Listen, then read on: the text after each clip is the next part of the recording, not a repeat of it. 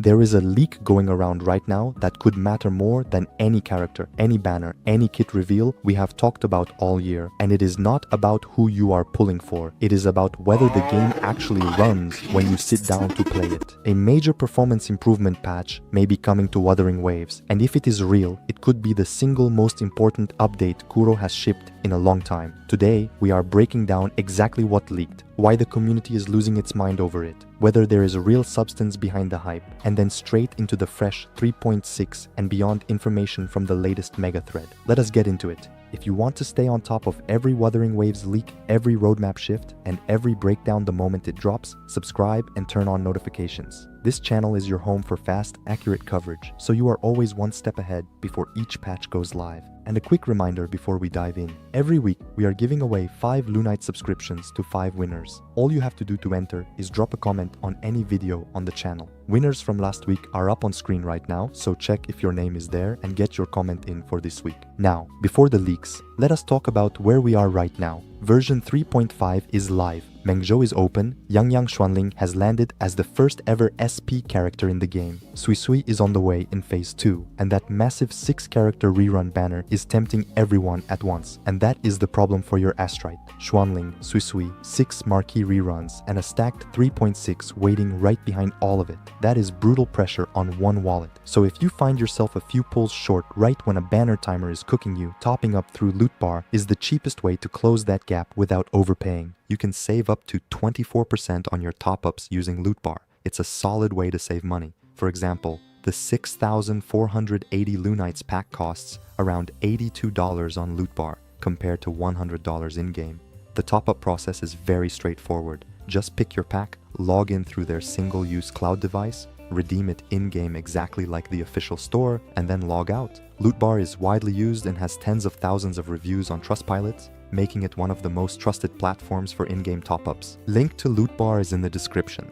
Alright, now the big one, the performance patch. Here is what is happening. A leak is circulating claiming Kuro Games is preparing a major optimization and performance improvement patch for an upcoming version. This is not a small hotfix. The claim is that there are changes already visible inside the game files, pointing to a deeper upgrade to how the game runs under the hood. And Kuro has already publicly acknowledged performance as a known pain point, so this lines up with the direction they have been signaling for a while. Now let me be clear on source reliability. The claim that a big performance patch is coming in a future version is leak tier. It is not an official confirmation with a date attached, so treat the timing as unconfirmed. But the technical situation it points at is very real and very well documented. So this is not pure hopium. There is real substance underneath. Let me explain why this is such a huge deal. Wuthering Waves runs on a heavily customized older version of Unreal Engine, and Kuro has done impressive work bolting modern rendering tech onto that base. But there is a structural issue. A huge amount of the game's logic has to funnel through one main thread.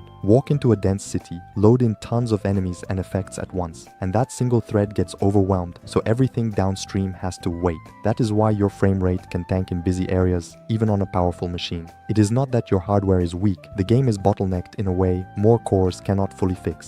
That is the root of almost every complaint you have seen. The stutter crossing into a city, the freezes when a new area streams in, the drops in packed zones. On console, especially PlayStation 5, players have described the open world as nearly unplayable at times, frame rates dropping into the 20s, and even PS5 Pro owners have struggled. On PC, players with high-end graphics cards are still held back because the bottleneck sits on the processor side, not the graphics side. Now here is why the leak has weight. Kuro has quietly been doing serious infrastructure work for a while. Dig into the game files across past versions and you can see the footprint of a scripting migration underway, moving core systems off an older setup that was feeding those freeze moments. Version 3.1 already shipped a streaming improvement that visibly reduced some of the worst hard freezes when leaving cities. Earlier versions targeted memory and processor overhead, so this leak is landing on top of years of visible groundwork, and that is what makes people believe it could actually be significant. But real talk, here is the honest take. Expect the worst and hope for the best. Kuro has promised optimization before, and while things have improved in places, the core ceiling has never been fully solved, because solving it properly is enormously difficult while also shipping a new region and new characters every 6 weeks. So if this patch is real, it may be a big step forward, but it is unlikely to erase every issue overnight. Even so, a meaningful step forward would be massive for this game's long-term health. That is the performance story. Now let us pivot to the 3.6 and beyond leaks, because the same mega thread has fresh character and schedule information. And remember, everything from here is leaked tier and subject to change until the official broadcast locks it in. Start with 3.6. The estimated launch window is late August, roughly 6 weeks after 3.5, though that is an estimate, not confirmed. The 3.6 beta is expected to open in the second half of July, and that beta is the moment everything starts firming up. The two headliners for 3.6 are Qingxiao and Jingran. Qingxiao is the Celestial Sword Immortal. Leaks place her as a 5-star arrow sword, main DPS, with dual stances and sword flight movement. Leaning hard into the flying sword fantasy Mengzhou is built around. One honest flag, a few earlier leaks floated Glacio instead of arrow, so while arrow is the dominant read, her element is not fully locked. Hold it loosely until beta. Jingran is the Phase 2 headliner, and he is the only male character in this batch, which is why his reveal got such a loud reaction. Leaks describe him as a 5-star fusion broadblade user built around HP scaling and shields, which would make him a tanky, self-sustaining damage dealer rather than a fragile glass cannon. Quick note on his art, it shows a polearm-style weapon, but the game only uses 5 weapon types, and polearm is not one of them, so that render is stylized and the leaked weapon type stays broadblade. Now here is the part you really need to hear on 3.6.